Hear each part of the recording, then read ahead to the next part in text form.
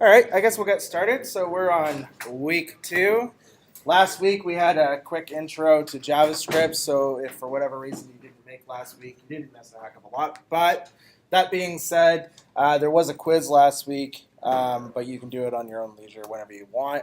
Some people have had issues with the quiz. I sent a note out to Blackboard administration to see if there was anything there, and they say there's nothing wrong. So maybe give it another go. If it still doesn't work, try it in class. It might be an IP thing. It doesn't really seem like it should be, but it might be. And let me know. Let me know whether or not it worked for you. All right, so today we're actually going to talk a little bit about variables, numbers, and strings. I do have a link inside week 2. If you go to Blackboard, GC Blackboard, client-side JavaScript, under weekly learning, and under week 2. Everything should be there, hopefully. Hopefully nothing's missing. At the top, there's a link there that says Introducing JavaScript, the review survey. Feel free to take that whenever you want. It's not worth any points, just kind of sees how you know, what most people believe the answers are, and then I can take a look and see how we're kind of progressing along a little bit. Now, it does crash for some people. It seems like when you get 30 connections on a Heroku server all at the same time for free, they don't like that. So if you don't connect right away first, try again after a few minutes or so and see if you can connect that. Okay?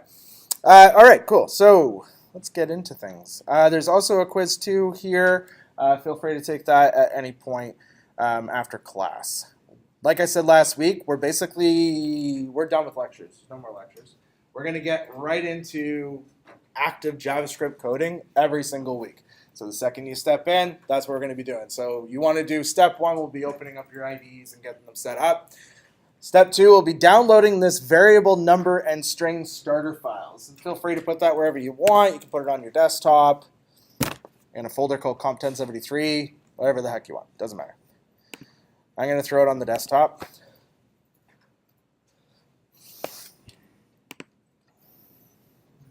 It's hard to believe it's already Thursday. Are you getting lots of assignments and labs and stuff already? Yeah, a little bit. Next week we'll have a lab. All right, once that downloads, go ahead and extract it.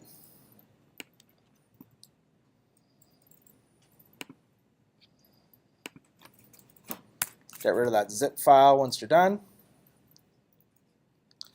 Open up your IDE.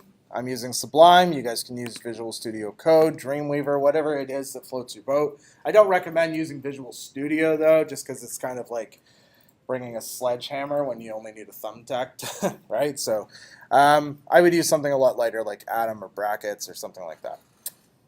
But you choose what you want. You guys are in year 2. You can choose your own IDEs. I'm going to open, navigate to where that folder is, and I'm going to open the whole folder so I get all the files that are currently in it. Okay. I'll increase the font size for you so you can see what's going on. And I think our starting page is going to be index.html. I don't know if I need to do much in there. I've already actually attached our style sheets for us. You can see it's already attached. And if you scroll down, I believe I've attached the 3 JavaScript files we're actually going to work with today. They should already be attached as well. Maybe we'll add a comment above them just to state that those are external JavaScript files.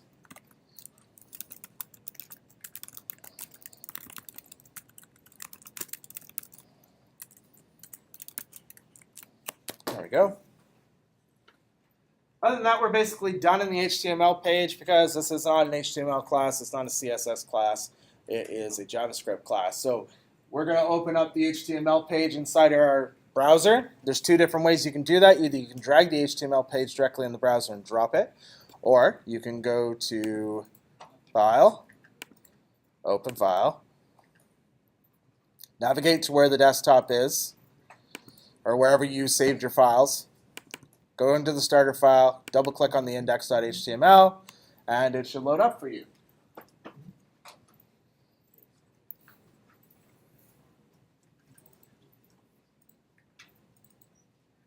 All right. You guys are really quiet today. Like, really quiet. You're already worn out. It's 4 o'clock in the afternoon. You've already had one class. You're fucking hungry. That's what it basically boils down to. All right, so let's close off index.html. Like I said, it's a JavaScript class, so we don't need it. We're going to start with the variables.js file. That's what we're going to start with.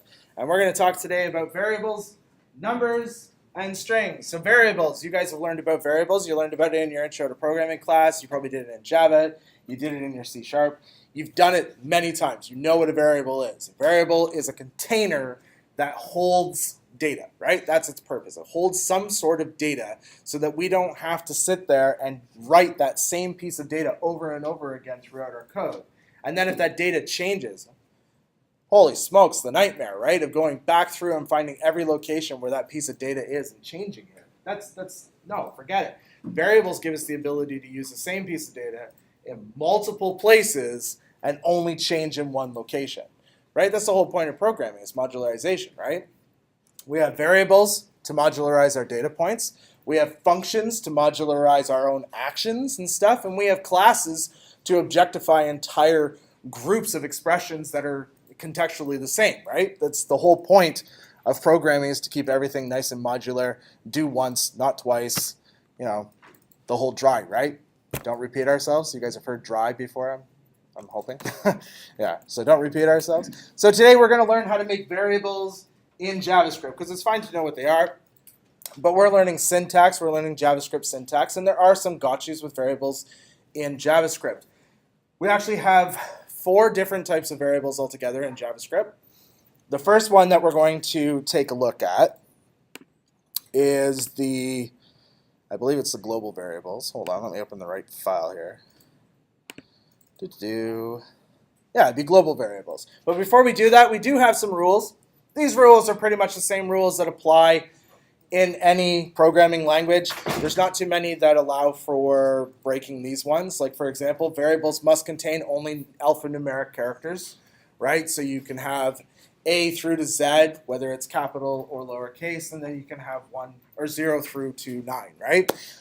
Those are totally valid variable characters. No @ symbols, no asterisks, nothing like that. Those are invalid characters. Only the alphanumeric characters. They don't support emojis, so you can't use emojis as variables. You can do that in Ruby, though.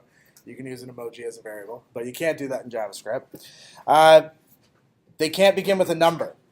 It's like that in many programming languages. You can't have a variable name that begins with a number, right? It has to begin with an alpha character. It can begin with a capital letter, though. That's totally fine. There's no reason why it can't. Or lowercase. It's totally up to you. And variables cannot be reserved keywords. Reserved keywords are keywords that the programming language uses as like function names and stuff like that. So like for, else, if, in, continue, next, things like that. Those words you're not able to use. If you're unsure that the variable name you've chosen is a reserved keyword, you can always go to MDN and take a look at the reserved keyword list for JavaScript. And there's like, I don't know, there's about 40 or 50 of them altogether. You don't need to memorize them. Most times it's not a big deal. One big thing about when you name a variable is to try to make sure it's contextually based on whatever the content it's holding, right? So, you know, don't make A hold a person's name, because it doesn't really make a lot of sense. It's not very clear to another person that's trying to read your code what A is or what A means, especially if they're using that variable further down in the script or maybe somewhere else in the script, and they don't exactly know what A is for. You can use proper variable namings like your name, which is a lot clearer, it's a lot more concise, and makes it easier for people to follow what's going on. You guys have heard about commenting, right? You know, you need to learn commenting. You need to promote commenting. Good, fantastic programmers have very little comments because their code is readable. It means that you can start from the top of their code and understand what is happening just by reading the code. It's almost if you were reading a story. The code's written in English at the end of the day. It's meant to be read, right? Especially if you work in a language like Ruby, that's what they're going for. Ruby works on the idea that you should be able to read the code and you should have almost 0 comments altogether. But yeah, so when you're doing variable naming, make sure you follow those rules, and then also try to follow the rule of being, contextually correct to whatever the data is that you're holding. All right. Step 1, global variables. We do have global variables. Everybody knows global variables are bad, right? Everybody says that. Global variables are bad. Global variables are bad. Does anybody ever really tell you the reason why global variables are bad? Not always, right? Global variables are bad because for the same reason that we don't want to use, just hard-coded data all over the place. It's hard to maintain. It's hard to keep track of everywhere it is so that you can update it and fix it. Global variables, same idea. If you're using them all over the place, it's hard to maintain what they are. And it's hard to go back and fix them if they ever need to be fixed. So yeah, global variables are bad, but it's a good thing to know, at least so that you know what you're looking at and how to recognize them. In JavaScript, when you first open up a JavaScript file, there is no main entry function like you have in Java or in C++ or in any of the stricter languages. There's no entry main function, but there is. You just don't see it. It gets fired off when you open up that file. So inside there, if we want to declare a global function, we actually have kind of two ways we can do that. That main entry function, we can scope to it. Obviously, everything scoped to it would still be global. And we can also scope globally, outside of that as well. So we have two ways we can do a global function in this scenario. We can do x equals 26. That's a global function. A global variable. That is available absolutely everywhere within our application. It has no restrictions. We can also do var y equals 27. Var is a scoping modifier in JavaScript. What it does is it basically tells the JavaScript interpreter that we want to scope the variable y within this function call. Okay, so our function call, like I said, when we open our JavaScript file, we're actually executing a main function. So right now, var y is scoped to a function. It's scoped to the main function. But it's going to act globally, right? Because we don't have we haven't actually wrapped it in our own internal function. It's going to act globally in this scenario. So I think a better way to look at it would be to show you what actual function scope looks like so that you can clearly see the difference between them. So why don't we're going to do something called an iffy. Don't worry too much about it. We'll talk about iffies at a later point. But we're going to write an iffy. We write an iffy by calling function inside these parentheses, like so. And then at the end of the last parenthesis, we create another pair. And what this means, basically, what an iffy is it's an instantly invoked function expression. It basically means this is going to happen automatically. The second we run our script, this is going to execute. We don't need to call it. We don't need to call it like we would call a function normally. It just executes instantly, okay? So the cool thing about an iffy is it allows us to be able to functionally scope something, but then we don't have to, wrap it in a call or anything. So we're going to do that. So in between the braces, hit enter. That opens our iffy up, and then we can start writing some expressions inside our iffy. So I think the first one we're going to do, we're going to write a globally scoped variable in the proper global way with no scoping modifier. We'll do w equals 40. So now that's globally scoped. Globally scoped means that its scope should be available anywhere within our application. We shouldn't have any issues being able to access the variable w. If we want to functionally scope a value, we have to use the modifier var. The modifier var will functionally scope our variable. So let's do another variable, but this time we'll add the modifier var. We'll make it j equals 29. You know what, just so we know what we're doing, let's add some commenting, globally scoped, scope, not scopes, and functionally scoped.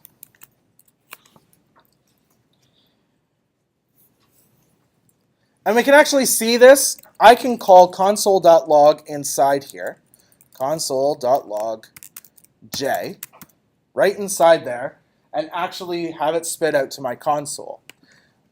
Last week we talked a little bit about how you open up the console. Hopefully most of you remember how to do that. For those of you that don't, there's a few different ways you can access it. Many of the browsers support F12 on your keyboard, which will open up your developer tools. There's also, if you're on a Mac, you can hit Command-Alt-J. That will also open up your console for you. Somebody told me it's Alt. No, it's Control-Alt-J on Windows. Should open it up inside Windows for you, inside Chrome. If not, you can always right-click inside the actual HTML document, go to Inspect, and then click on the word console within the tabs. And I'm going to move the location of mine. You don't need to move the location of yours. I'm going to increase the size so you can see what's going on. That should be readable. That looks senior size. And I'm going to save my file over here and refresh my browser over here. And sure enough, we can see 29. But like I said, I already promised you, you can access that variable as long as you're within the functional scope. And we are. We're still in the functional scope. We're still inside our IIFE. If I try to access J outside of the IIFE, console.log J, how many of you think this is going to blow up? Only one. All right, cool. Let's see what happens. Sure enough, we get an uncaught reference error. J is undefined. And the reason is because, yes, J is undefined. We defined J functionally scoped with inside our IIFE block, which means the outside, the main entry point function, the main file, the outside has no idea what the hell J is.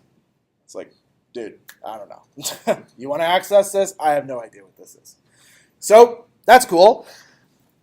We just make sure that we don't access something that way. If we want to define a variable inside our IIFE and access it outside of our IIFE, or access it outside of our function, then unfortunately, we have to use the horrible global variable. So I'm going to change the J inside that console.log to a W. I'm going to save it. And if I refresh, we get 40. And that's because it's globally scoped. It doesn't matter where we define it. It is immediately available everywhere. Whether we're in a block, whether we're in a function, doesn't matter. We have access to it entirely as long as it's been attached to our page, right? So that's fun. So var is used for functional scoping, but we also have something called block scoping. Block scoping is a little different. Sometimes it's a bit to wrap your brain around, but you guys have been working with blocks, like at least the last 2 years you've been working with blocks. You just may not have known that's what they're called. Let me show you what a block looks like. I guarantee you will recognize it immediately.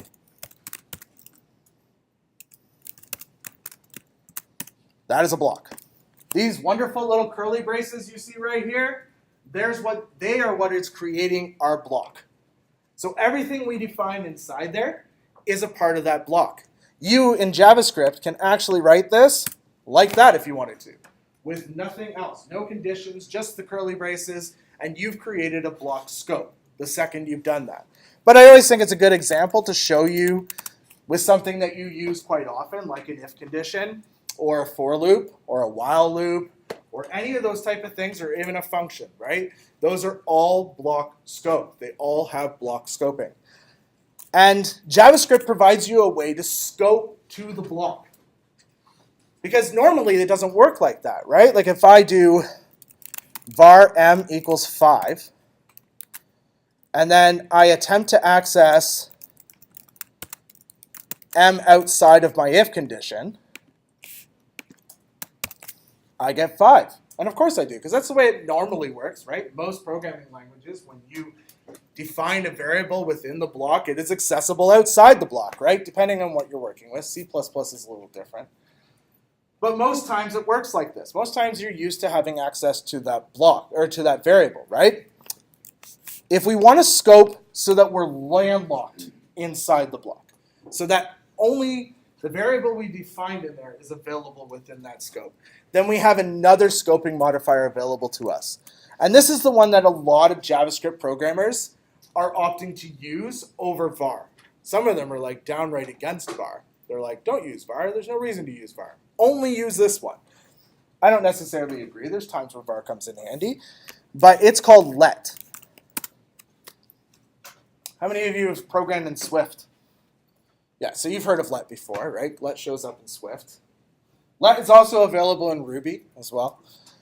So let n equal, let's make it equal to 10. And then let's change the console.log from m to the letter n. And we'll refresh, and we should get a wonderful error message. Yep. Uncaught reference. N is not defined. And the reason is because when we use let, anything inside those curly braces, when we use let inside those curly braces, we have no access to it outside of the curly braces. So that's a bit of a gotcha, right? That will catch you at points if you're not expecting it. I'm going to change that back to M just so our script runs. And we get back our lovely, healthy, happy script.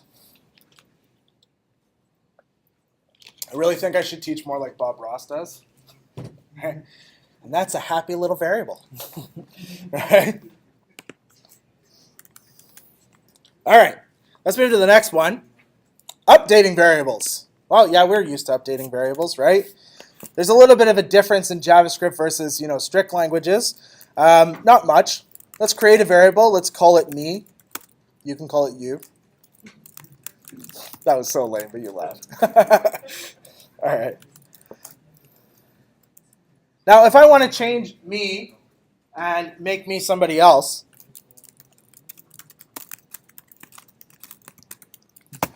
right? All I have to do is reassign the value. But once I've defined the value with its scoping modifier, I don't need to define it with the scoping modifier again when I decide to reassign it. That's not necessary. All I have to do is call me and give it a new value, right? That's all I need to do. I don't need to actually assign the scoping modifier again. And it will maintain the scope that it's supposed to. And I can console.log out me so that you can see that it changed from Sean to Batman. Right? And we get Batman in our console. But I mean, we're not limited to that. Like in C++, if I define a variable, I get to define its data type at the time I decide to instantiate it, right? So if I make the variable me a string, no, it doesn't really work. Yeah, it does actually. If I make the variable me a string and then attempt to shove an integer into it, it's going to blow up. It's going to tell me I'm not allowed to do that, right? Because the data types aren't the same. So it doesn't like it. But in JavaScript, it doesn't care. I can go me equals 45 if I want to.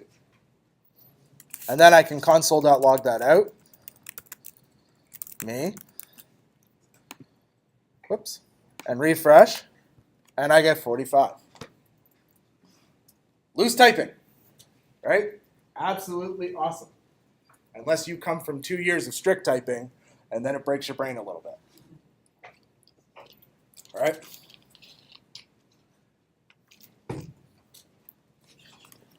Cool. So let's move down a little bit. Let's set age, because this is silly. We'll actually do age instead. So I'm going to rewrite this code a little bit. Let age equal my actual age, because I'm not 45, not yet. 39. And we'll change this variable to age. And we'll refresh, and we get 39.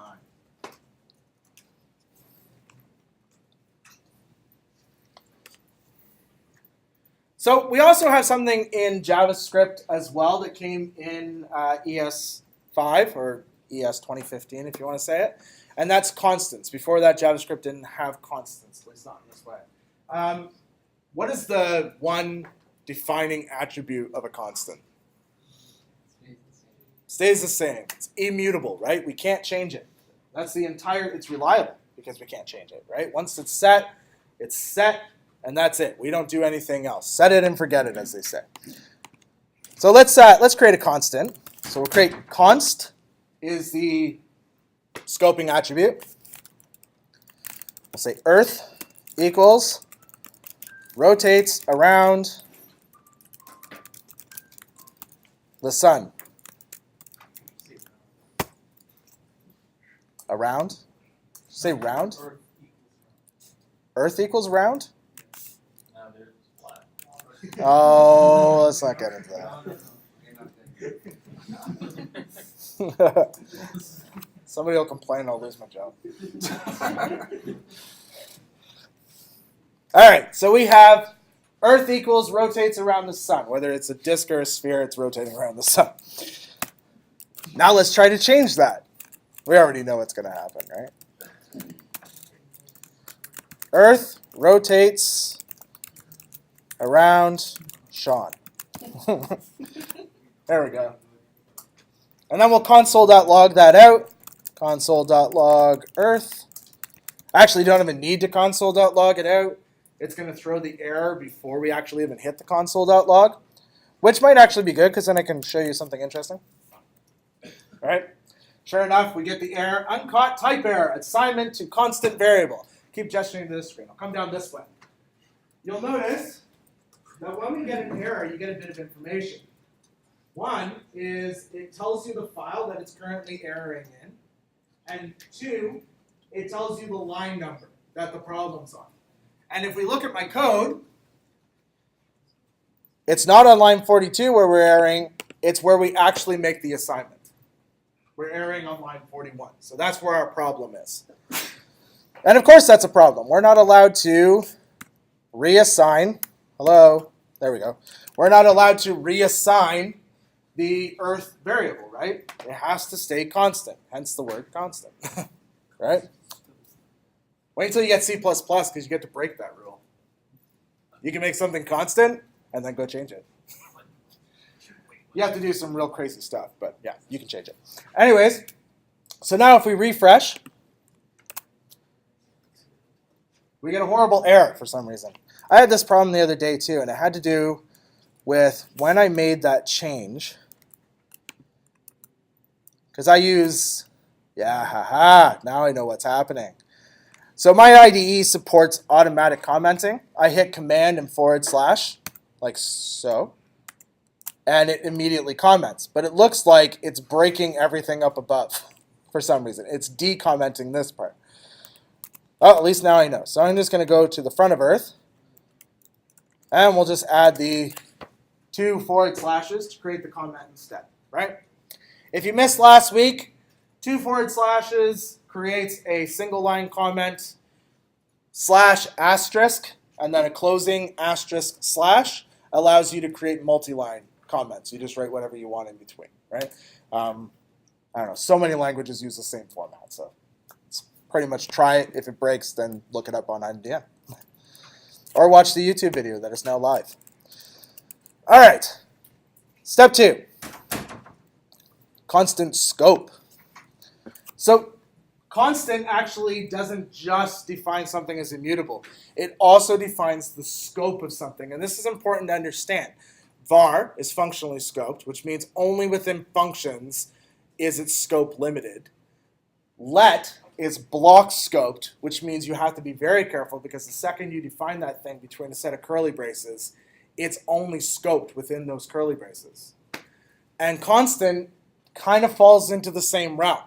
Constant is block scoped, which means when you define a constant, you only have access to that constant within that block. Okay?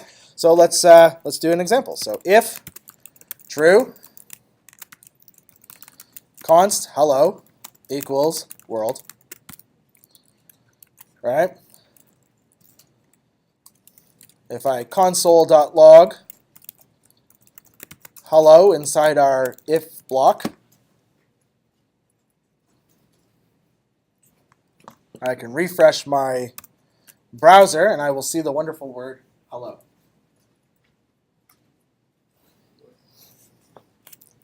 However, if I attempt to console.log hello outside of my if block, right? Because now I'm outside of the block, and like I said, I only have scoping within the block, not outside the block.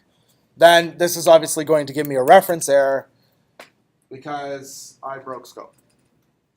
But if I wanted to get it to work again, const hello.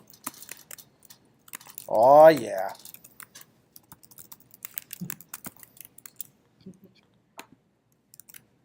And it works, right?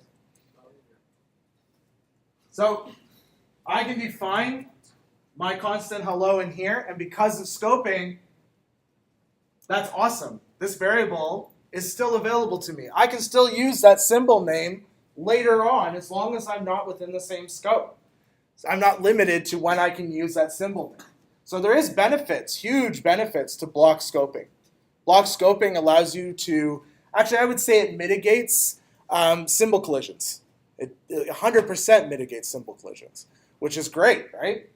Because how often do you have that unfortunate moment where you go to run your code and you've got, this has already been defined. This has already been defined, right? Because you've done it. And then you're like scrambling. One of the worst things I think for programmers, and you almost need a thesaurus beside you at all times, is just coming up with stupid symbol names. It's like, what am I going to call this thing, right? Yeah, that's the worst. So you're looking at like the thesaurus or the dictionary to try to find a symbol name. Yeah, this block scope. Block scope alleviates a lot of that. All right, cool. So we did that. Now we're going to do something called scope access. When we define something, we have access in all of them. We have scope access within its children at all times. So when you define them in the parent, you immediately have scope access within the child. So let me show you what I mean by that. Let's do let parent scope equals 39. Okay. And then we'll do if true right directly underneath it. Oh, it's even going to nicely wrap for me. I'm going to move that up a line. That's console.log parent scope. And like I said, let block scopes are variable, right? But it has access to all of the children, right? We have access within any child. And our if block is currently technically a child within that current scope, right? So this should work. We shouldn't have any blowups. We also shouldn't be going to cloud at cost. This is the only problem with full screen is trying to use, there we go, that's better. Let's refresh. And sure enough, we see 39, right? Due to the fact that we have access to our parents' variable. But there are some gotchas, just to warn you. For example, let's do this first. We'll do let redeclare var equals 50. So I have this variable outside called redeclare var, right, or var, and I've given it a value of 50. But then I decide that I want to use that same symbol name within my block. I don't want it, and I want to make it something completely different.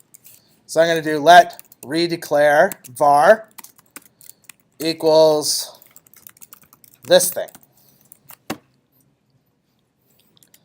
And then I'm going to output console.log redeclare var.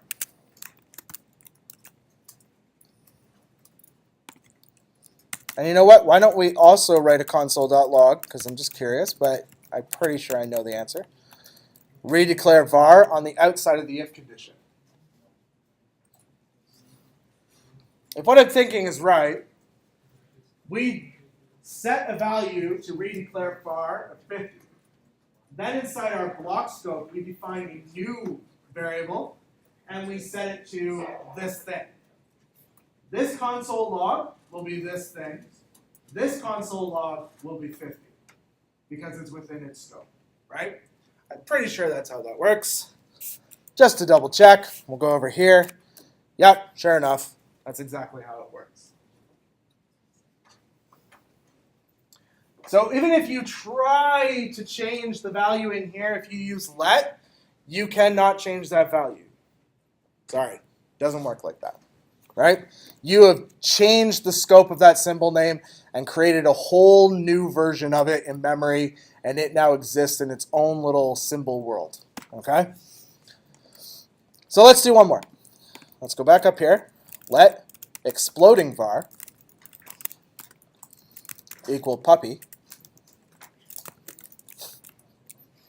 That's not nice.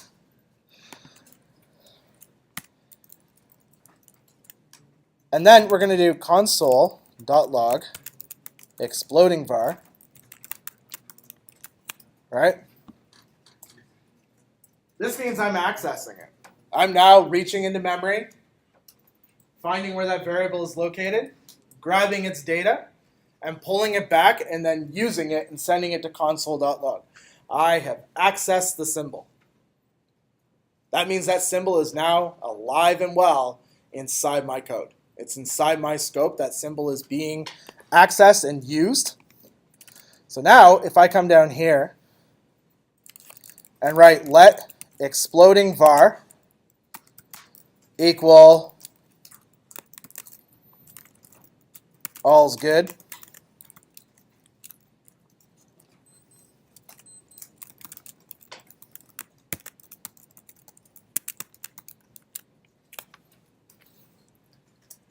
and then I go into my browser and I refresh, kablooey! And the reason is because I accessed exploding var. I screwed up, right? I went and tried to use this variable that I have available to me, and then I was like, yeah, no, I'm going to try to redefine it again. And it's like, no, you can't do that. So that is also a got you. I would definitely keep this code somewhere. Yeah. What is lexical declaration? What is lexical declaration? That is a very good question because I can't remember. That's right. Define lexical declaration.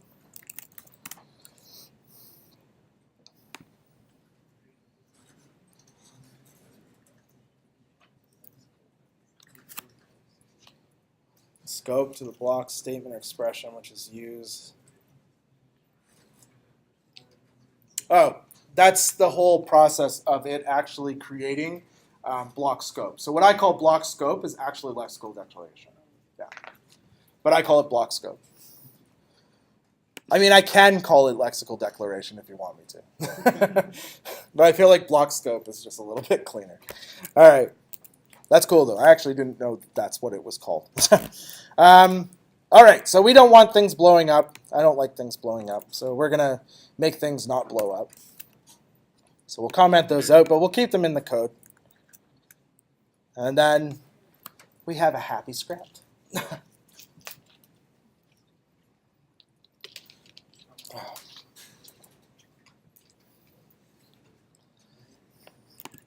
The only problem is if you try to Bob Ross a script, you can't exactly turn an angry variable into a happy little cloud. Doesn't really work out. All right, data types. I mean, there's tons, right? You guys work with data types, and I'm going to say something, and you're going to be like, what, really? And then you're going to be like, and then I'm going to explain it a little further. In JavaScript, we only have a few primitive data types.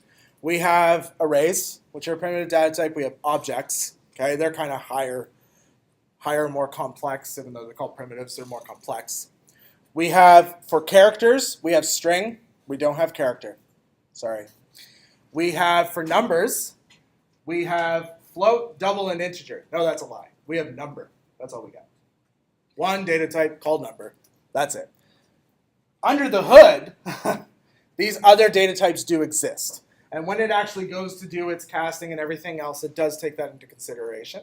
However, for suffice, your primitive data types that you're concerned about are string, number, boolean, that exists, array, and object. That's pretty much the data types you got. All right? Which is interesting, just so you know as well, anytime you actually define a number, unless you attempt to try to use one of the other functions that are available, like int32byte or stuff like that, which is a little bit more complex. When you define a number, it is always saved inside memory as a double, right? And everybody knows the difference between float and double. Double is double precision, right? Double precision is, so floats generally are stored into memory on your computer, depending on the computer you have. Floats are generally stored in memory in 4 bytes, which means they cap out at 2 billion and something. Whereas a double is 8 bytes, which means it caps out at 9 quadrillion or something. It's an insane number. It's ridiculously big. But it gives you double precision, so more accurate calculations. All right. We're going to create a string first. This seems to assume I've already... Oh, right. Aha, there we go. Var name equals... I mean, you can do it this way with double quotes if you want. Or you can do it single quotes. Totally up to you which one you want to actually use. I have heard people argue that the parser parses better over single quotes than double quotes. I don't know if there's any accuracy to that. If anybody wants to try to benchmark that, go for it. I find that it's more about when you're doing something with it, like what you're using it for. Like, for example, if I want to write name equals Sean McKinnon's legendary name, like so, it's much easier to use double quotes when I'm dealing with this apostrophe than it is to use single quotes. But if I'm writing something else, like, I'll write a console.log just so we're kind of keeping up on what's happening in the browser over there. Name, there we go. If I write name equals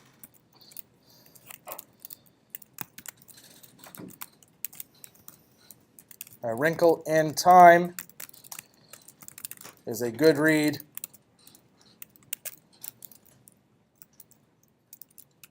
Console.log name. If I write that when something is quoted, it's a little easier to work with single quotes. But that being said, it doesn't make a lick of difference at the end of the day, because what if I write Sean's read a wrinkle in time? Now we got some issues. Yeah, we could. We could concatenate it. We could fix this entirely with a concatenation if we wanted to. We could do name equals Sean's read plus quote character a wrinkle in time. We can concatenate it like that, and that is entirely legal text to do. Or what's another way to deal with characters that are offending? Yep, backticks. I don't quite want to get to that quite yet. There's another way. Backslash. Do you know what the actual naming of it is? Like what we call doing? What's that? It's escaping. Yeah, it's escaping characters. And we do that by just putting our cursor before this quote character that's currently angry with me. And we add that wonderful backslash. And then we do it again to the other one. And now everything is copacetic. It's all happy. And the only reason it is because we're escaping this character, which tells the interpreter to ignore it. Don't parse this as if you were parsing JavaScript. Just leave it as a literal string. Just leave it alone, right? And that's what it does. But as the gentleman over there mentioned, we also have this really cool thing called backticks. Backticks were introduced in ES5.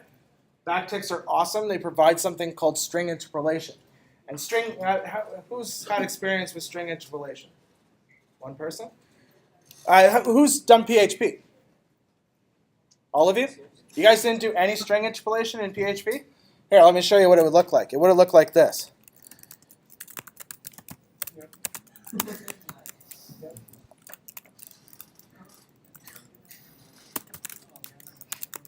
Right? Would it look like that? That was string interpolation because $PHP would have parsed, right? And it would, and then whatever value it was would have got inserted into there. The thing is, though, is in PHP, that was all fine and dandy. PHP introduced something afterwards a little later. It gave us these wonderful little curly braces.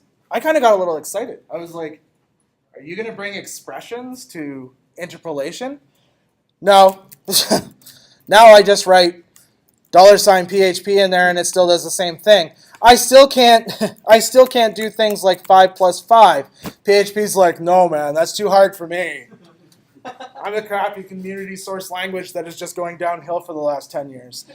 But yeah, so thank God JavaScript's a little better than that. JavaScript, we can actually do some cool things. So we have this thing called backtick, and if you're looking for it on your keyboard, it's under the escape key, and it's when you don't hit shift tilde. If you just press it, it creates these little backticks. If your IDE is cool, it will put 2 in for you, just as if it would with quotes. Feels almost dirty to use a semicolon after them, but we'll put a semicolon after them.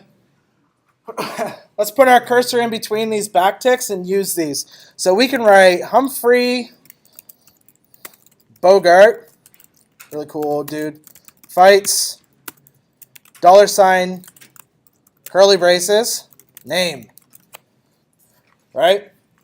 And then it's console.log that out, console.log, name, and then we'll refresh our browser.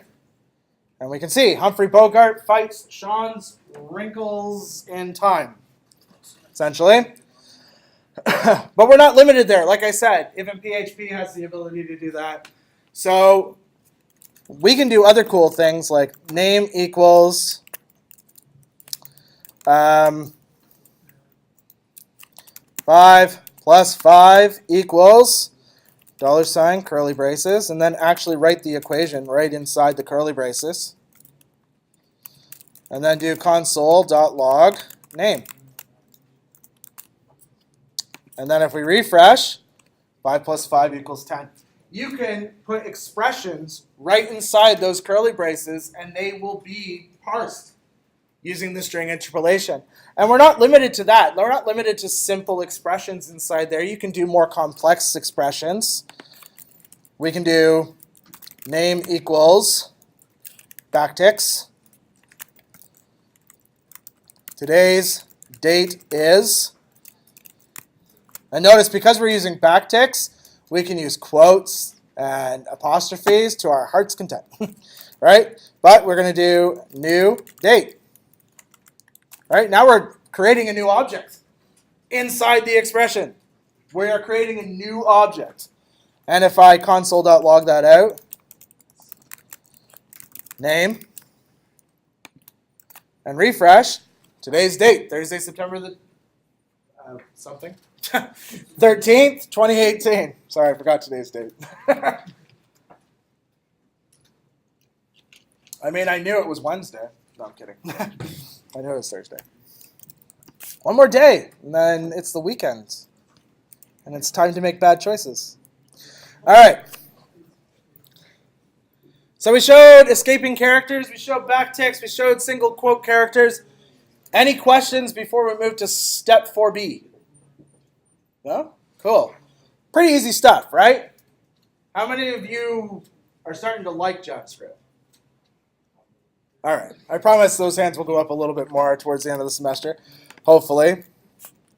It doesn't matter. You have to code in it anyways. You don't get a choice. All right. Let's work with numbers. Let's create var my int equals 25.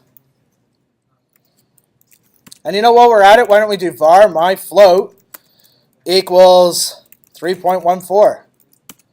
And then var my double equals 34 point bunch of numbers that I run my finger across. There we go.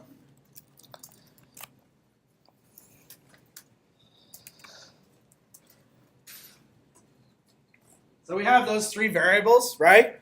And if we were to try to check these in another language, well, the my float and my double would more than likely come out as a float. But if we really wanted to see it, they would come out hopefully as integer, float, and double.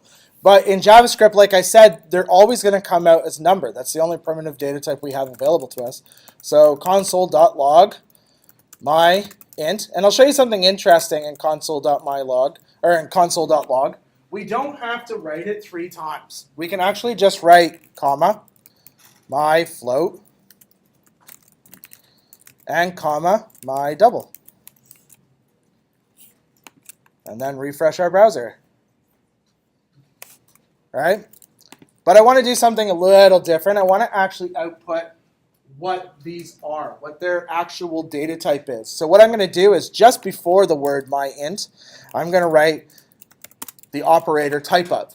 And typeof is an operator that's available to you in JavaScript that will actually tell you what the data type of is of the thing that precedes it, right? Proceeds it, not precedes it.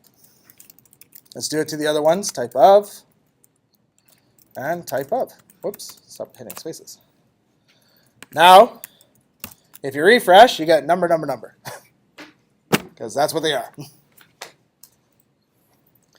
And you can do that to name as well if you wanted to. So up here, we've typed it out so many times. Let's do console. Nope, forget it. Let's do comma, just to be lazy. Console. No, don't write that in there. Type of. Less drugs before work. Type of name. And if we refresh, we get string. It's a string. That's a happy string. We wouldn't have got that if we had did type of new date. Does anybody know what we would have gotten back? Date. Nope. Nope. Object. We would have got object back. But yeah, that was a trick question. All right. We're almost done, and then we'll take a wonderful coffee break. Happy little coffee break. Yeah. I need to work on my Bob Ross impression voice. He's got that perfect iconic voice that makes you just pass out. All right. Var my bool equals true. Console.log my bool. Right? Some languages, if you were to console.log true out, what would it equal? What would you get back? 1. Yeah, you'd very likely get 1. In JavaScript, it's a little better than that. It actually gives you back the word true. However, it's not reliable. If we do console.log my bool equals 1,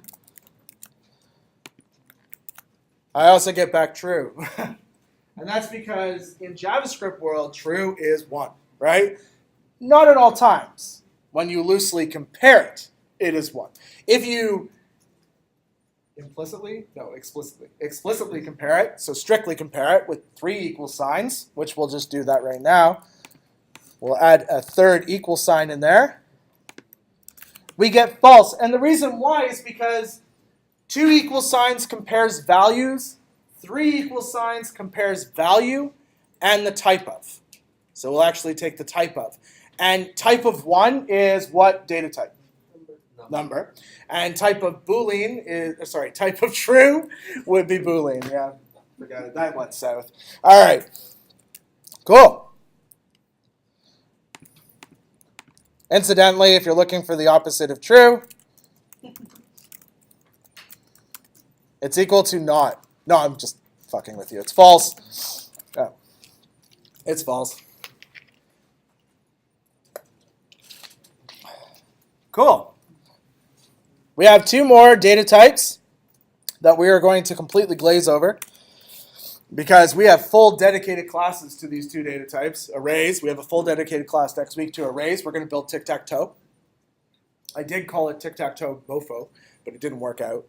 And then we are also going to do objects. The following semester we're going to do objects because objects leads into a very big topic where we talk about prototypal inheritance and a whole bunch of other stuff.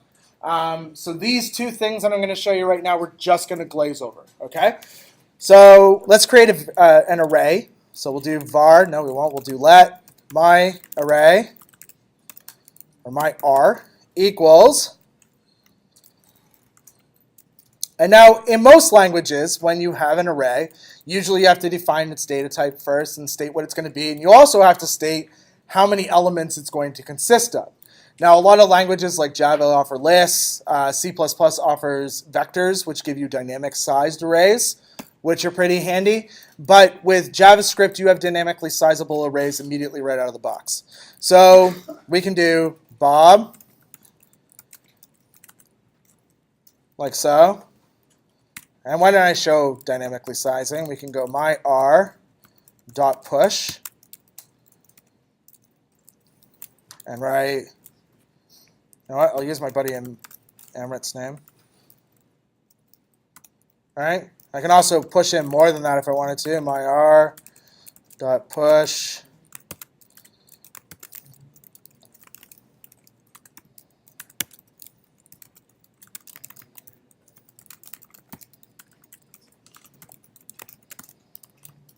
Tom, and then I can, you know what, we'll console.log it out as well. myr. Right? And like in most languages, you wouldn't be allowed to do that. You would be allowed to define it, and then if you initialized it with a value in C++, if you did this, that means that array from that point on has one value. You can't make that bigger unless you destroy it and create a brand new one. That's the only way you can do that. And you can't do that dynamically, right? Because it's a compiled language. You would have had to figure that out ahead of time. JavaScript doesn't care. We have full flexibility over this. So if I hit Command R, sure enough, I have all 5 of my values in there that I've been dynamically pushing to without issue. But they're all one data type. What data type are they currently? Yeah, they're all strings. Most languages support the ability to put strings in an array, but not most languages support the ability to then do myr.push 39 true. Let's make another array, my other array, and an object.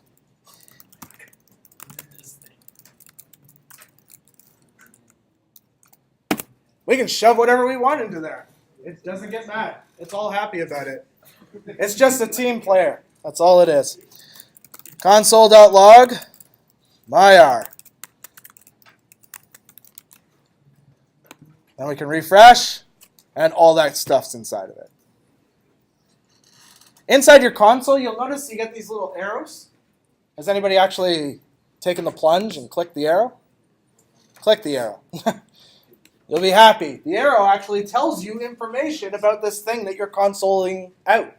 It tells us what's currently sitting inside our array. It shows us the index numbers of the array, and then it shows us the values that are sitting in the array. We can even see more arrows here, right? That's a happy song. We have more arrows here. If we look at these arrows, we can actually click on them, and we can see our nested array now and see the values in it. And we can click on this one and see the values inside of our object. That thing's fantastic. In addition to that, you'll notice this wonderful word down here called proto. Everything you create in JavaScript, as soon as you assign a value to it, it becomes an object. It immediately wraps it with this object, right? And we know how objects work in programming. They give us methods, they give us properties. JavaScript is no different. When we have this object, we have methods and properties available to us on it. And you can see what's available to them if you click the arrow that says proto. This big list here, the ones that have a little F character are methods that are available on that object, and the ones that don't have an F character are the properties that are available on that object. And if you wanted to call those, it's not hard. You can actually just go, so see this one that says length here? If I go after my R and call dot length and then hit refresh, I get back 9, meaning I have 9 elements in my array. Pretty handy. This console window is your best friend when you're coding in JavaScript because it's what you're going to use for debugging. It also helps you to see what things you might have available to you inside a function or inside a method or inside an object, right? Which is very, very handy. All right. Last but not least, we can output some stuff to the DOM, but seeing as how we're sitting at 5:01 and I would like to build a game tonight, I have 87 more lines of example stuff that you are welcome to go through, but basically it's the same stuff we just did, only now it's outputting it to our structure that we have built here. So instead, that's sitting in GitHub completely completed for you to peruse. Why don't we take a 15-minute break, and then when you come back, we will do numbers and strings and actually take a look at those in depth. And then after that, we're going to build a game. All right?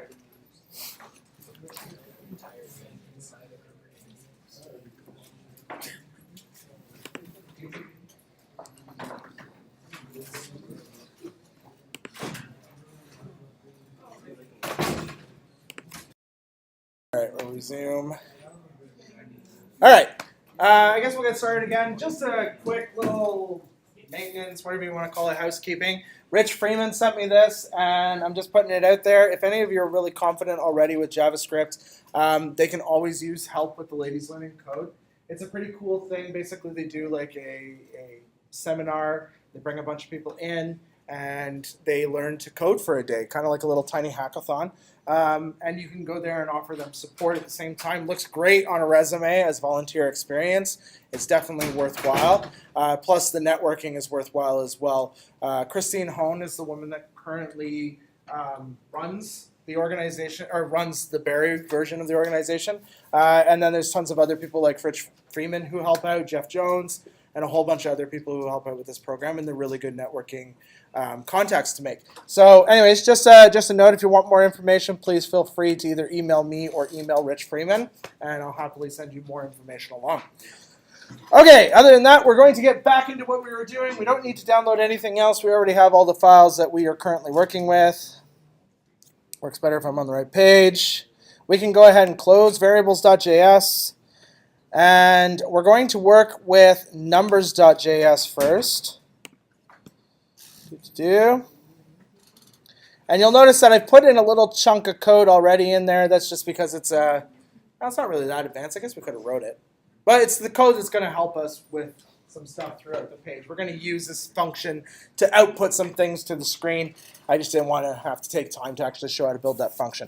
All right, first thing we're going to do, we already talked about the different data types that we have available to us in JavaScript, such as numbers, strings, arrays, and objects. The two we're going to look at today are numbers and strings, and we're going to look at some of the methods that are available on both of those. With numbers, there's not a lot of methods or properties available to us, but there are operators, right? Because you use operators to perform arithmetic with numbers, and we're going to show you what operators are available. They're pretty standard, same as any other programming language for the most part. All right, so let's do let num_l equal, and we're going to pull the element from the page, query selector.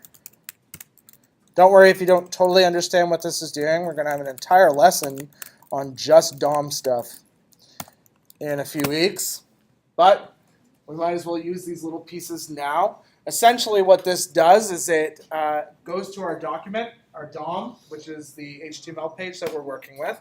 It's called a DOM, which stands for Document Object Model.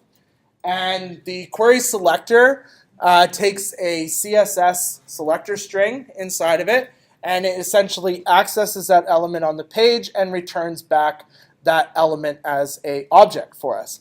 How many of you have worked with an ORM before? A database ORM? How many of you worked with Laravel? No? .mvc, .net?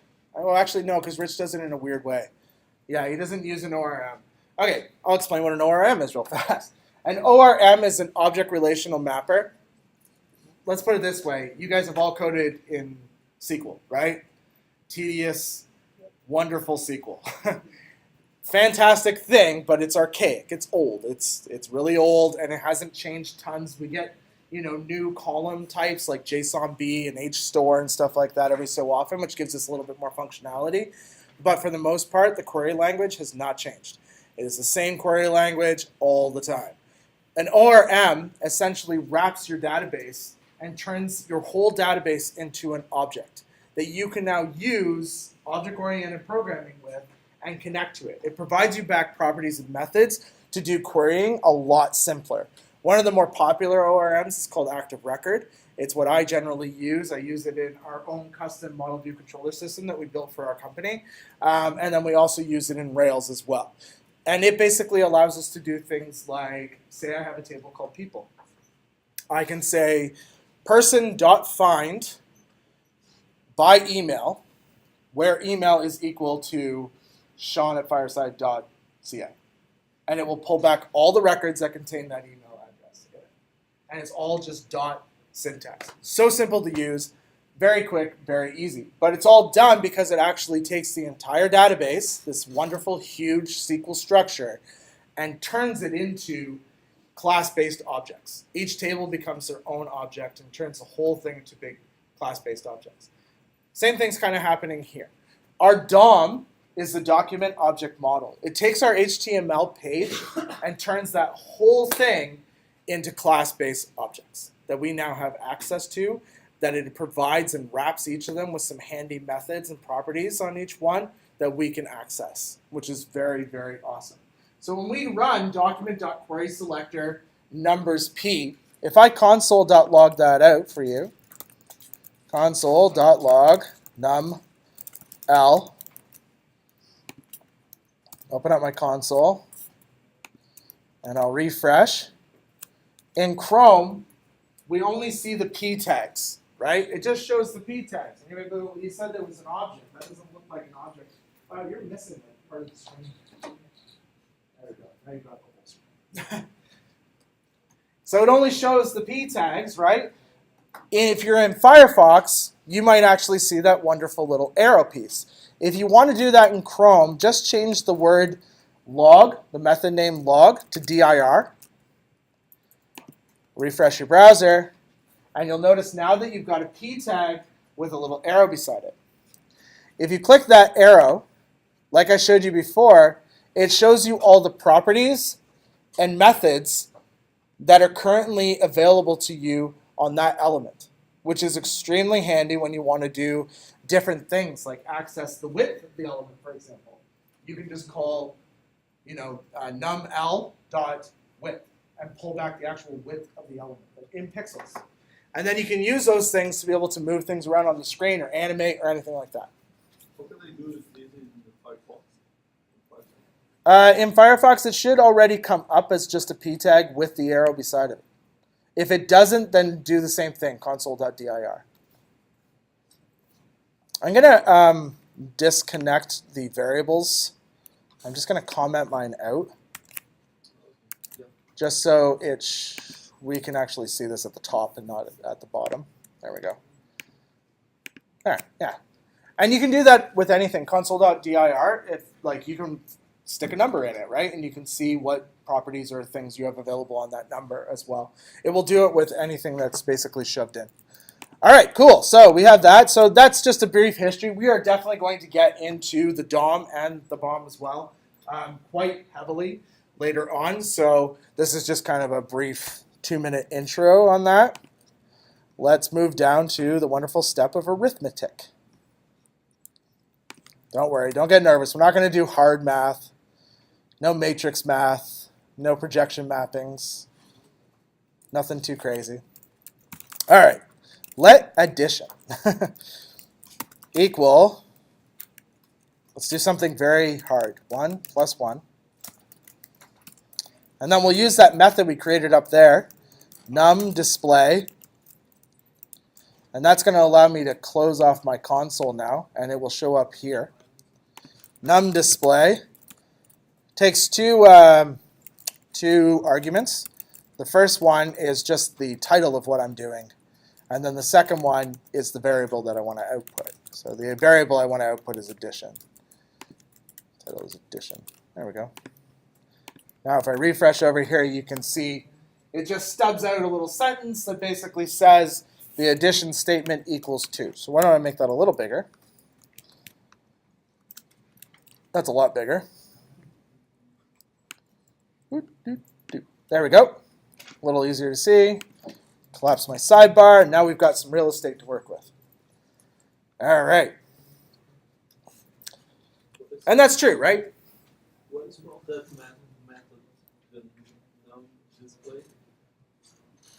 What is that function doing? No, from where? It's that From where? yeah. I made it up.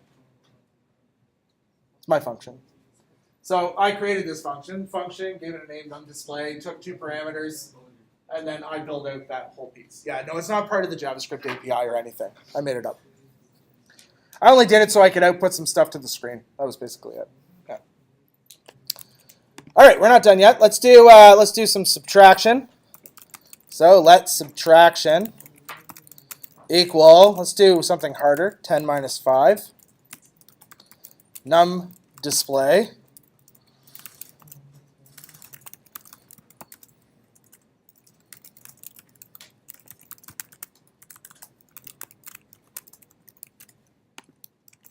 There we go.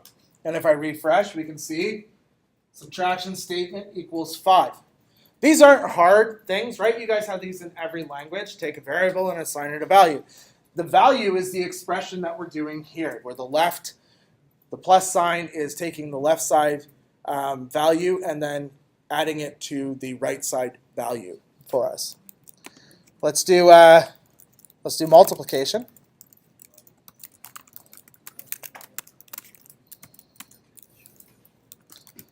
Num display, multiplication.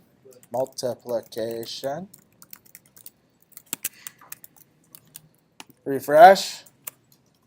That equals 50 when we multiply 10 by 5. We already knew that.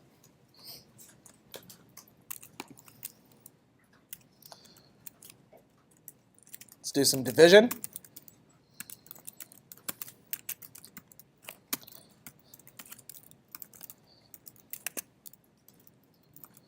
And division uses the / arrow, or the / operator, as most languages do. There we go. We have division statement equals 2. Just a note, though, in JavaScript, if you divide 10 by 2.5, you will get 4, not 4.0. If you divide 10 by 1.3, for example, you will get a float back, not an integer. So you have to keep that in mind because we only have one primitive data type called number. When you're expecting a solid whole number back, like you can in a lot of languages, like C++, if you did that in C++, you're going to get back an integer if that's what you told it the variable is going to be because it gets cast back. It doesn't even round it for you. It just literally truncates everything off the dot. In JavaScript, it's not like that. You're going to get back what you're actually asking for. It does use floating point calculations. I imagine you guys have had experience with floating point calculations and how they don't produce what you're quite expecting. Like 0.3 times, or what is it? 0.3 plus 0.3 plus 0.3 equals like 0.9000005 or something like that due to floating point arithmetic. So you have to keep that in mind as well. Do you guys actually learn floating point arithmetic? Like how to actually do it? Yeah. And learn how to deal with it, like with 2's complement and stuff like that? Oh, you do? Yeah. That's some heavy duty stuff. We had it the first semester, I guess. Do you remember it? I've done binary math. So I taught here for 3 years. And the semester before, I went to university. And I couldn't get out of the intro to programming class. I'm like, I teach program. They're like, no, you have to take it. It's a requirement. I'm like, I already have it. I've done this before, right? But I had to take it. So I'm sitting there and we learn binary. Now that's 8 months ago. I learned binary. I don't remember any of it. All right, so we're going to use modulo. Does anybody know what modulo actually does? That's right. Returns the remainder. Modulo. Handy for figuring out if you're even or odd, and then you never use it again. It's not something that comes up all that often. 10 modulo 3 equals 1, right? Because 3 goes into 10 3 times, which equals 9, leaves 1 as the remainder.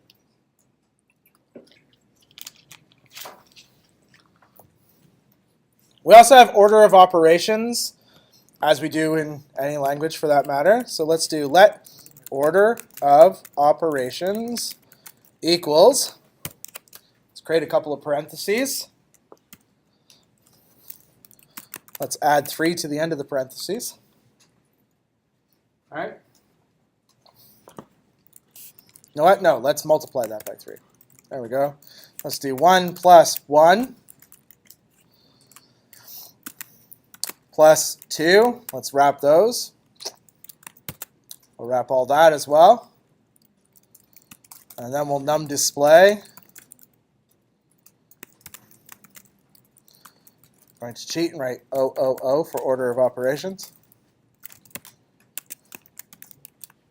Anybody know what that's going to equal? Yeah, it should equal 12. Sure enough, it equals 12. And the reason is because of bed mass, right? You guys took bed mass, brackets, exponents, division, multiplication, addition, and subtraction, right? Basically, the way it works is brackets always come first. Anything inside brackets is immediately evaluated, okay? Which means the 1 plus 1 in here is evaluated first. Then this expression is evaluated, right? But this already equals 2, so now it's 2 plus 2. And then the 3 can go through because we're now at multiplication, right? So you have to remember, order of operations doesn't just work with arithmetic. Order of operations literally works in programming, period, right? If you put an expression inside brackets, it will be evaluated before the expression outside of the brackets is. That's just how it works, okay? All right. We also have floats. Var, no, why am I using var? Let my float equals 0.2 plus 0.1. Num display my float.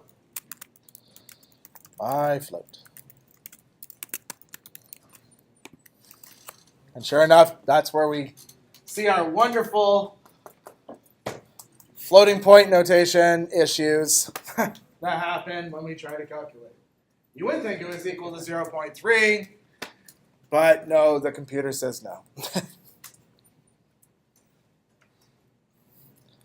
There are ways that we can kind of fix that. We have a math library we can use, math.round.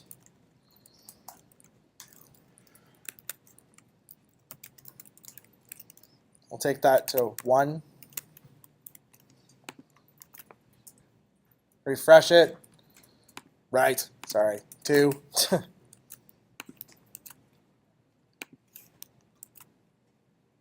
3? Do I not understand how this function works? I don't understand how this function works.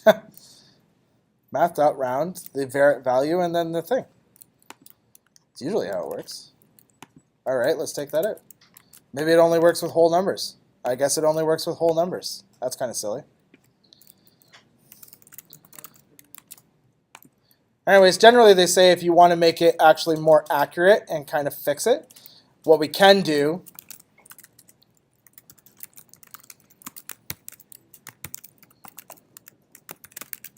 we can multiply it by 10 to turn it into base 10.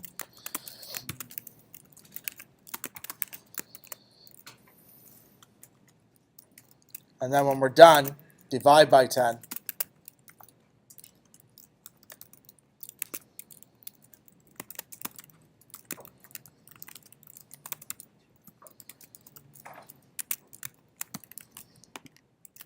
And that will fix it.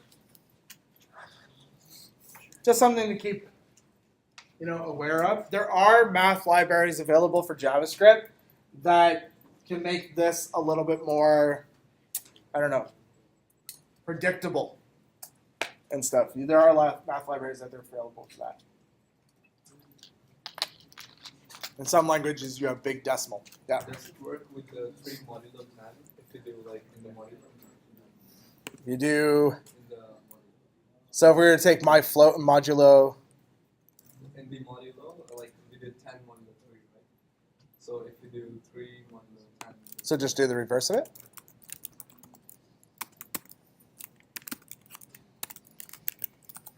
Should return a fraction or a decimal. It's not doing anything. Oh, helps if we spit it out. There we go. Equals 3. Divided by 10? No. I'm pretty sure 3 divided by 10 equals 0.3. I don't know if that's a thing that it's just not capable of doing. So something we can do if it glitches on this side. It's actually working as intended. Right, it would make sense. It would return 3. Yeah. No, that does make sense. Yeah. That's goofy. Breaks my brain. All right. Let's move off.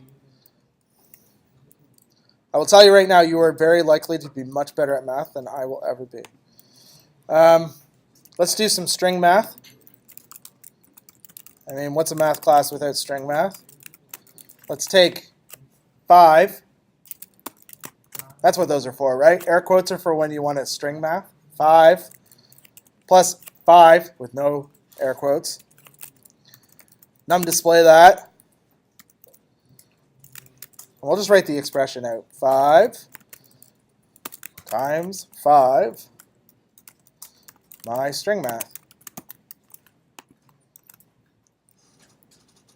No, that's plus, not times. Reading too far down the page. Equals 55. Does anybody know why it equals 55? I think we talked about this in the intro class. The first one. It concatenates it. The plus operator beside a string immediately assumes that everything following it is a string. So it calls to string immediately after it. Incidentally, if you started with a 5 and did plus quote 5, sorry, does the same thing. Calls to string on both sides and adds them together and concatenates them. There's no way around it, unfortunately. So there is a way to fix this. What we can do instead, if we know that what we've got back is a number, we can cast it using the number casting thing. So it's number, and it's like a function. Not like a function, it is a function. Put 5 inside of it, plus 5. And then we'll just duplicate that line and bring it down a line. Duplicate for me is Command-Shift-D. It might be Control-Shift-D for you or Control-D for you. Or you can do Control-C, Control-V as well.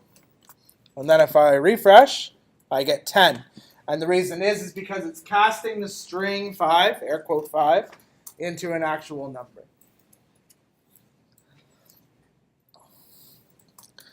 And just one more based on that as well. My string math equals 5 times 5.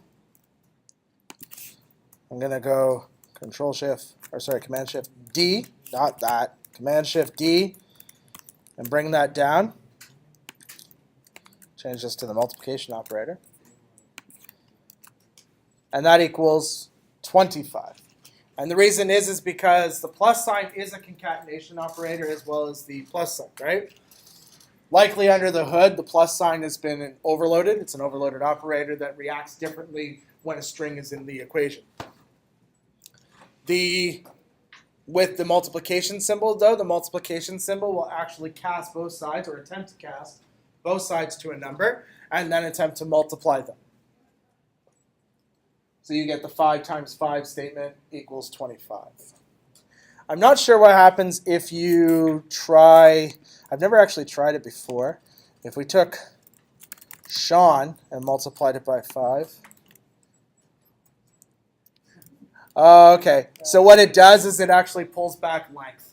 So it's actually calling length on whatever it is, and it gives you back the length of it. And Sean is 5 characters. You actually do type Sean to the non-display function. So Oh, you're right. Awesome. Good catch. Let's try it. Nan, not a number. That's what I thought it should return, but yeah. It returns Nan, which makes sense. Sean's not a number, as much as he wants to be. Only on the outside. All right. Decrementing and incrementing, something everybody's pretty used to, right? To decrement a number, let's create a number first. All right, let's decrement it. So we'll take we'll take 5. Actually, you know what? Let's just do this inline. Num display. We'll do increment first, actually. Increment 5 plus plus. And then let's do num. No, let's do that one first, and then we'll hit refresh. Ooh, we're getting an error. Invalid left-hand operation. Oh, why did I do that? Number plus plus. That's better. There we go. Oh, wait, it didn't increment. Does anybody know why it didn't increment?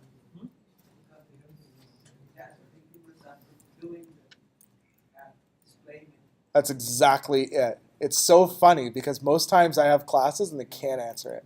They have no idea why. So the way increment and decrement work is they're an operation that occurs at the precise time that you tell them to. So what we basically said, pass number to our function called numDisplay, and then when you're done, increment number by 5. That's what we've said to do. Which means when it gets displayed, it's still 5. After that, it increments the number and turns it into 6, which we can see if we output number again.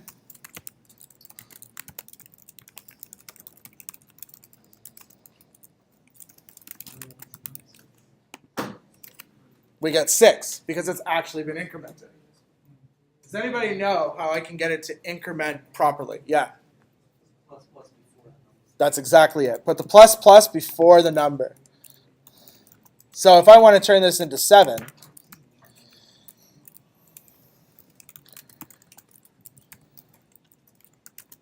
we do plus plus number. And now what's happening is, based on order of operations, the plus plus will happen to number first. Then number will be passed into the numDisplay function.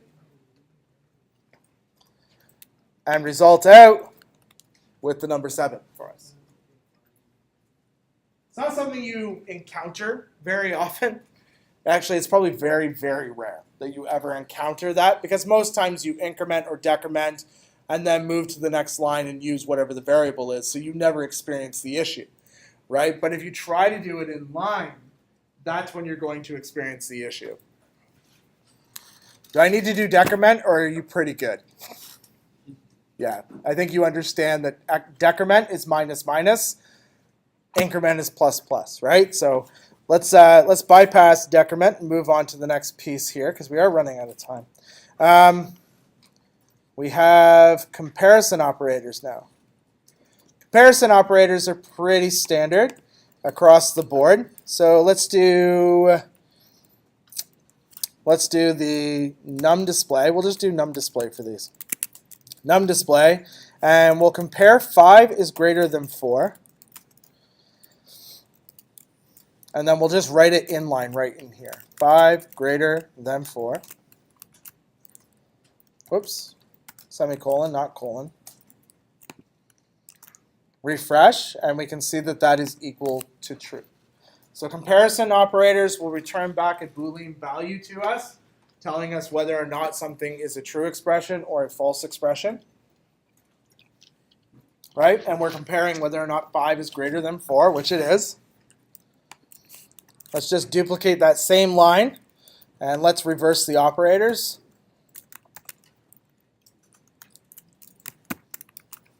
Right? 5 is less than 4, which should be false. Yeah.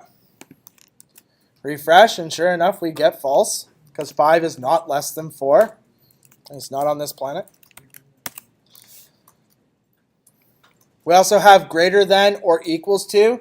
So why don't we just modify our two things that we already have. We'll add the equal signs to the ends of them.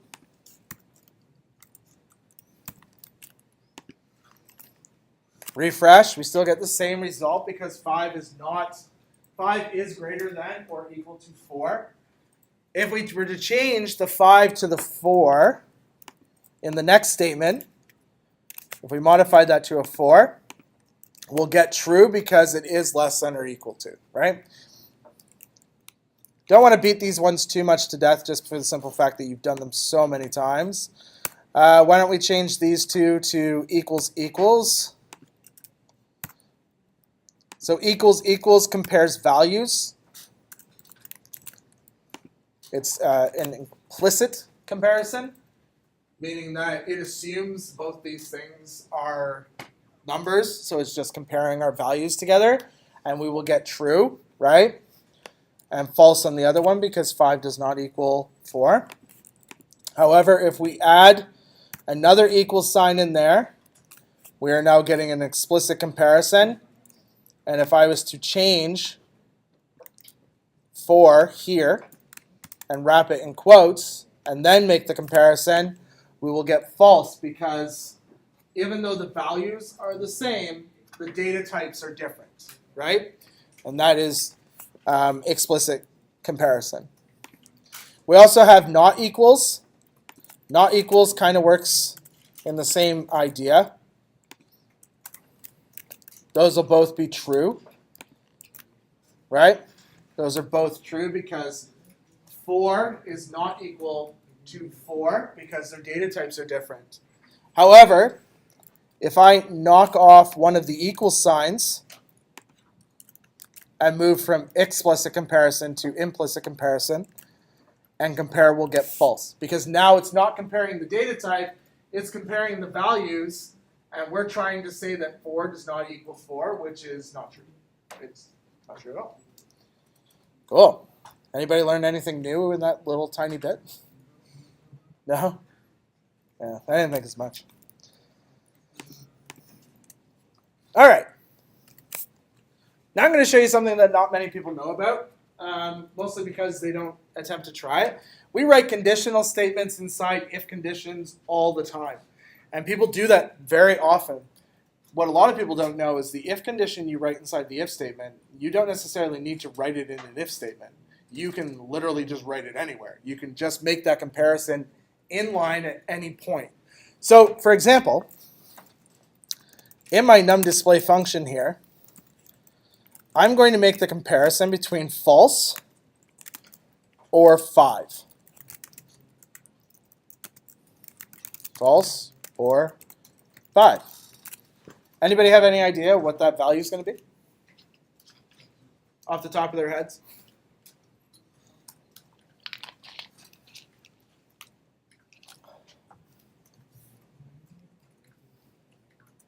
No? It's going to be 5. And the reason why it's going to be 5 is because what happens is the interpreter says false or 5. If the left side is false, then it will take the right side, as long as it's not equal to false, undefined, or null. Okay?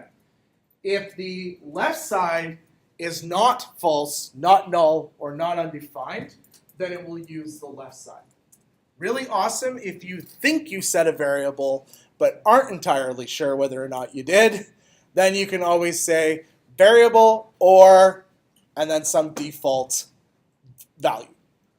I use it all the time. Like it's like probably 6,000 times inside my application that we're building at work right now, because it's a very quick way to make a comparison without needing a whole if condition to do it, right? So you're not limited to that though. You also have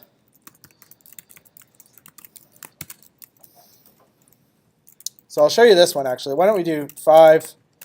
Actually, we'll do a different number. We'll do 7 or false. Actually, it doesn't even matter what the other side is. We'll do true. We'll do 7 or true. Right? So what will our value be? 7, yeah. Because the left side evaluated to true, so it's immediately returned. And we don't even care about anything after the or statement. We also have the ampersand operators that you normally have in an if condition when you compare two values, right? They look like this, so numDisplay, true and 5, true and 5. What do you think this is going to output? 5? Why do you say that? Short circuit. What's that? Short circuit. Yeah, it's short-circuited, exactly. We take in true and 5. As long as both these values are true, it will always return the right-hand side. That's just how it works. So that's the only gotcha in this one. You have to make sure the right-hand side is what you're expecting back. So if I refresh, sure enough, it's 5. If I was to reverse the order of that, if I was to do 5 and true, and 5 and true, and then refresh, I'll get back true. Because like I said, if both of them are true, I will always get the right-hand side. So let's try the same expression, but this time with false. We'll drop it down. We'll change the 2 trues to false. And refresh. What do you think I'm going to get? You think I'm going to get 5? I think I'm going to get false as well. And the reason why I get false, and you may be like, well, of course you're getting false. It's the right-hand side. But let me prove that it's not just because it's the right-hand side. Let's change 5 to false. And we'll reverse them. And we'll still get false. And it all has to boil down to the fact that both these values, just like if they were in an if condition, would have to be true for them to evaluate properly. And if they are both true, we always get the right-hand side. Never fail. That's just the way it works. You won't use that nearly as often. It is extremely rare that I use that. It may show up one time in one project out of 12 months that I have a need for it. Most time I never have a need for it. But the OR one, I use that all the time because it is a fantastic way to make a comparison between a variable and whether it exists or whether it's set, and then a default value. It makes it very easy. We will see that later on when we actually do prototypes, because we're going to create default option values, and we're going to use that quite often for those. All right. Is that it? That's it. Cool. That wasn't too bad. So we have strings next. I want to do those extremely fast. So let's close off numbers. We'll open up strings. Strings has a different function available inside of it. We're going to capture the string element that is currently on the page. So let string element equal document dot query selector.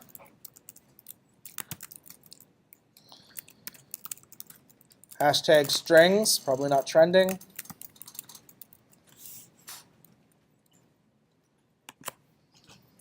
Remember what that does, right? Goes and grabs the element from the page, brings it back, stores it in our string element, and then gives us a bunch of handy properties and methods available to it.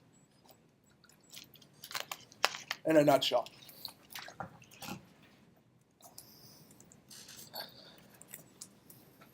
Let's take a look at concatenation. Concatenation is very simple.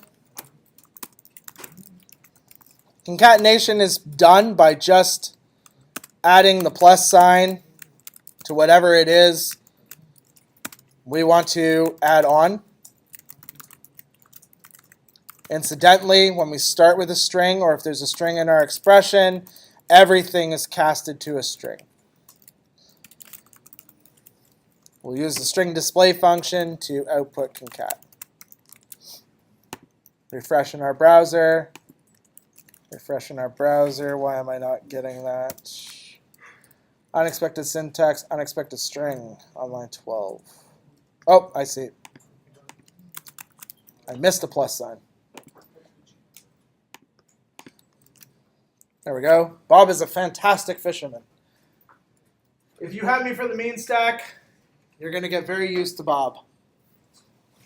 We do things with Bob for 12 weeks. Good things, wholesome things. All right. Let's do another one here. Let name equal Sean.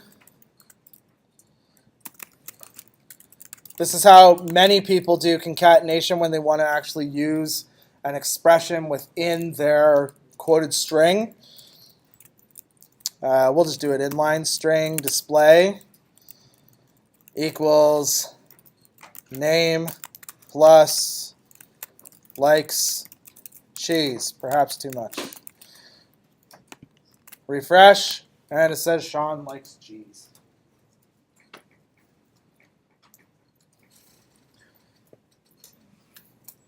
I'm not going to do the next one. You're welcome to do it on your own if you want, but basically we take a number and then we add that to the string. We already know what happens when we add a number to a string. It concatenates, right? And we get the number as a string itself. So if we were to say Sean plus 5, it will just say Sean 5, right? Because it just adds it on to the end.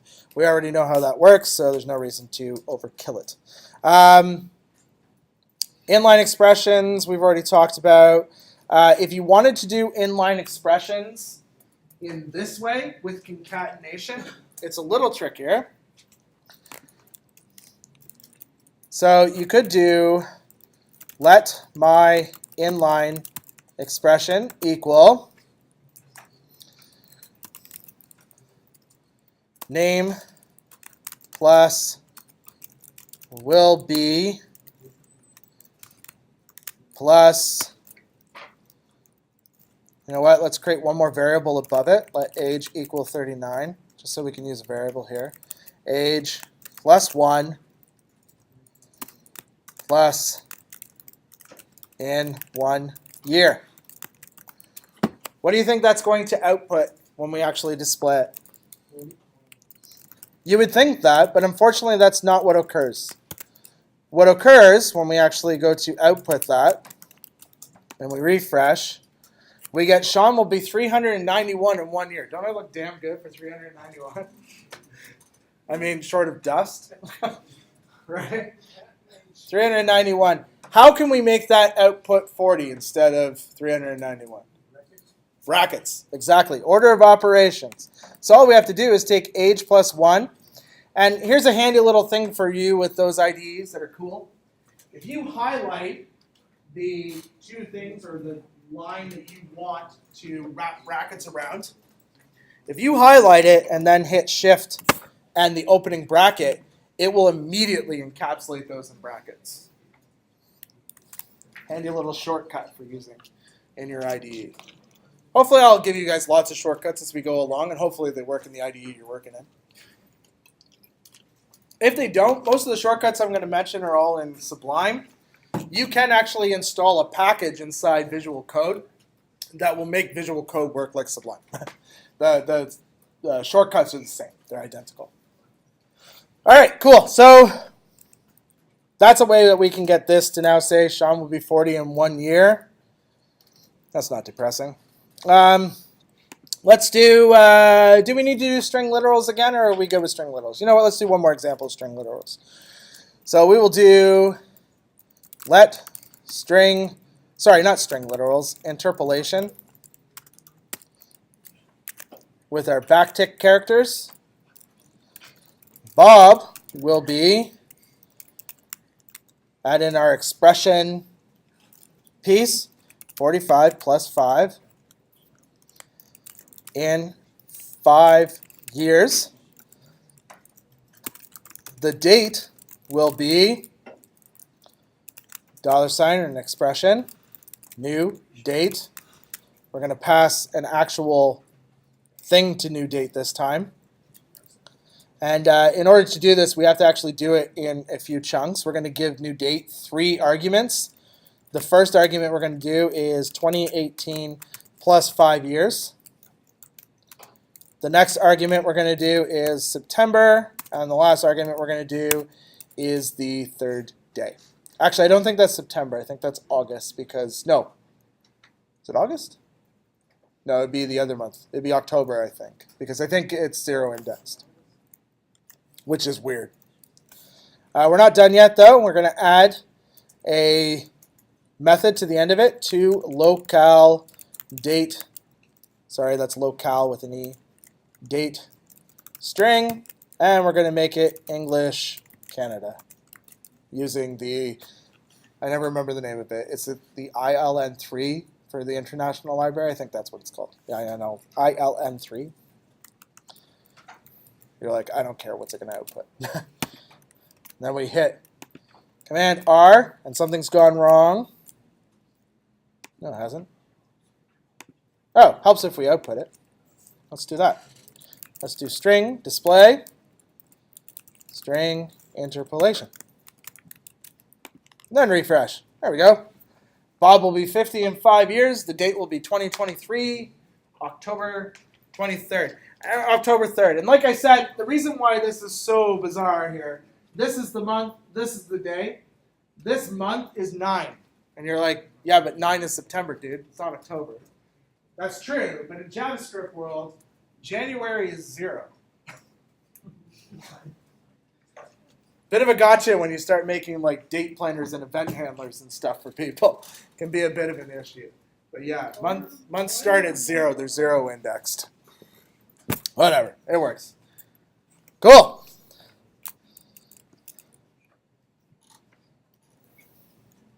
That's string interpolation. We looked at escaping characters. Escaping characters are pretty easy. Let escape car equal your. So awesome. The backslash that we're using, what it does is it basically tells the interpreter that the following character is to just be parsed as a string character and not to parse it as a JavaScript syntax expression. And so that's what it does. It just ignores it and moves on, and we're able to write something like that and then output it.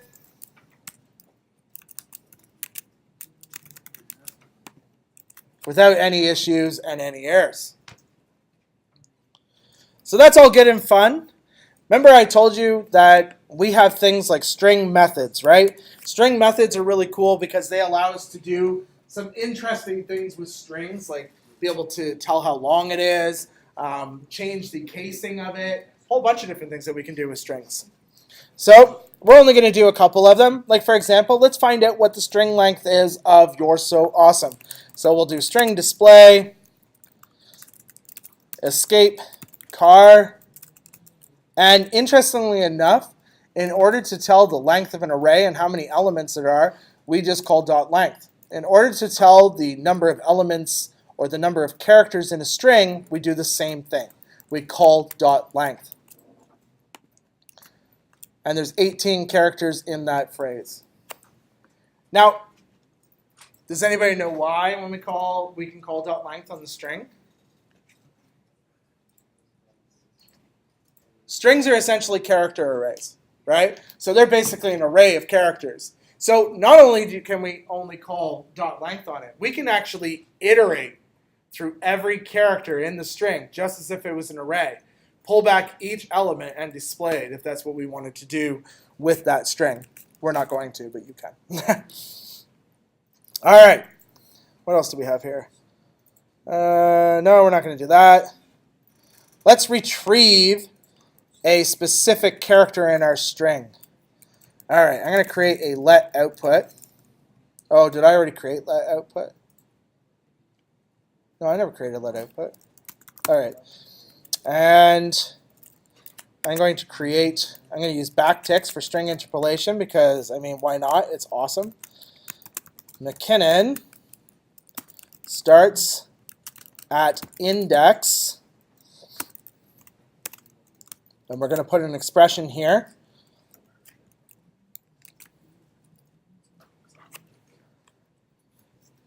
And we're going to move that down underneath the actual place it's supposed to be happening, which is line 41.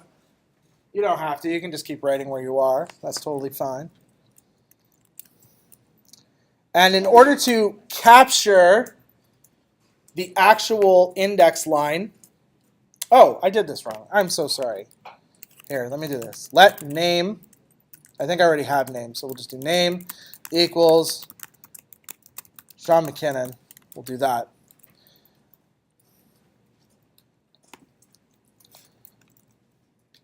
And then we're going to change this.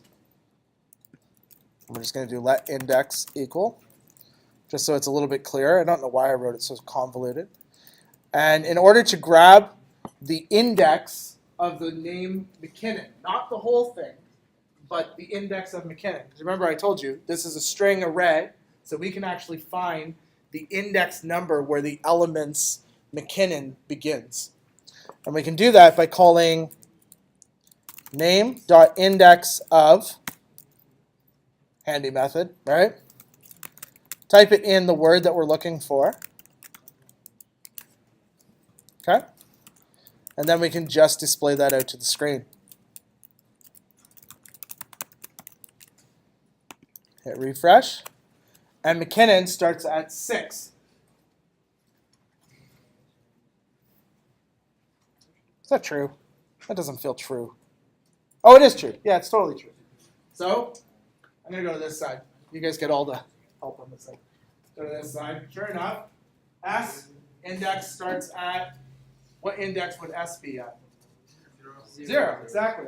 So H is 1, A is 2, U is 3, N is 4, and the space character would be 5, because it does technically count as a character. So it would have its own index, which means McKinnon starts at 6. So that's cool because that gives us information of where our actual word starts. Then using that information, we can actually slice it out. So we're going to take let last name equal name dot slice. And slice takes 2 arguments. The first one is where to begin, and the last one is where to end. Okay? So we're going to tell it to begin at index. So it's going to start at index 6, and then we're going to tell it to end once it reaches the end of McKinnon, which is 1, 2, 3, 4, 8 characters long. So we'll say 8. Nope, we don't say 8. We can't say 8. Why? Don't you have to do length? We could do it that way. Yep. So incidentally, we can't do, just let me finish this one thought. We can't do 8 because 8 is not the end point. 8 would be 2 characters in, which means it would return back Mick, right? We have to actually end at where we start plus the length of our total word, right? So McKinnon is 8 characters. Our starting point is 6. We could hard code 14. String display out the last name, like so, and we'll get back McKinnon. But as this gentleman over here mentioned, what's your name? Alex. As Alex mentioned, we can use dot length, right? Because we got this powerful thing called dot length. So what we can do, we don't actually have McKinnon trapped for us, but what we can do is we can write McKinnon and then call dot length on it, but we're not done there. We have to add it to our index. And we get back McKinnon as well. Doesn't change, right? Yeah, Alex. Why won't you just do name.length? Because name.length would return back Sean McKinnon's length entirely. Though that would be a good way to get to the endpoint. That's actually a fantastic suggestion. Let's try that. So instead of, because McKinnon ends at the end of the array anyways, if we were to do name.length, that would put our index cursor at the very end of our actual array. And sure enough, it works. Yep. Does it give us an extra space?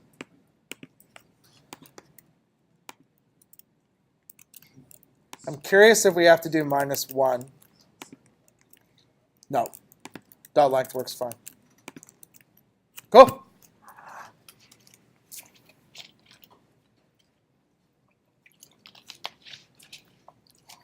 So that allows us to actually slice that little piece out of there. And what's really interesting, these string methods that we're using, they're not just string methods. They're also methods on arrays. So right now, you're learning how to actually slice elements out of an array, just the same as you're learning how to slice elements out of a string. So next week, when we actually take a look at slicing elements out of an array, it's not going to seem new. You should already be somewhat familiar with it just based on this. All right, we also have 2 other pieces. We have the ability to upcase and downcase, which means to make it all capitals or make it all lowercase letters. So why don't we just use the same thing for it. We'll do it inline, string display. We'll take last name and we'll run the method toUpperCase on it. If you hit refresh, it now says McKinnon in all capital letters. Yours hopefully doesn't say McKinnon. You've abstracted my ideas here and written your own name. Right? And then we can do the same thing. Last name. Modify it slightly to lowercase.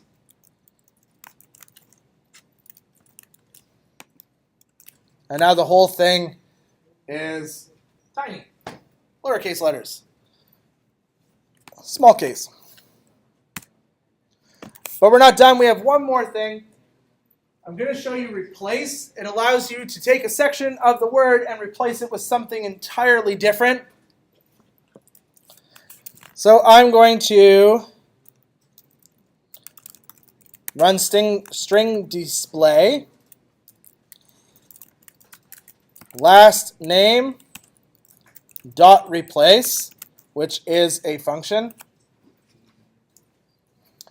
And I'm going to replace INNON with, actually no, sorry, KINNON with where I plan on eating on my way home. McDonald's! Not that impressive, right? Okay. Cool. So we know some stuff about strings. I'm just going to check something here. Yeah, I don't see us getting through 155 lines of code, do you? Probably not, right? What can we do to make that simpler? Hold on.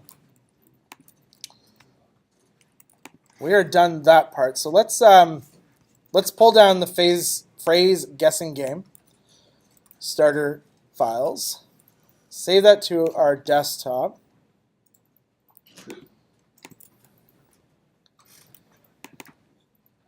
Extract it. Delete the original.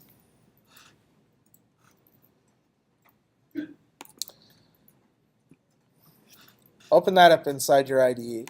File, open. Desktop. Starter phrase guess, open.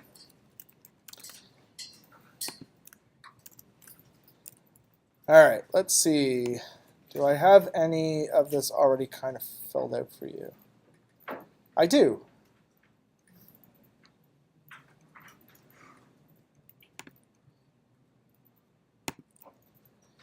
All right, in the browser, open up your index file, open file, index.html, open. I don't know if that actually worked. File, open file. I'm probably not in the right directory. Yep, I wasn't. Phrase guess, index.html. Bam, the almighty phrase. I believe I've already set it up where it has the... Nope, I did not. We had the style sheet attached, but we are missing some things. This feels weird. I owe you a 15-minute break, which would put us to 6:30, which means we'd have 15 minutes to complete 108 lines of code, which I don't see happening. So why don't we push this to the beginning of next class, and you can end early and enjoy the rest of your Thursday, and we'll do this. All right? All right.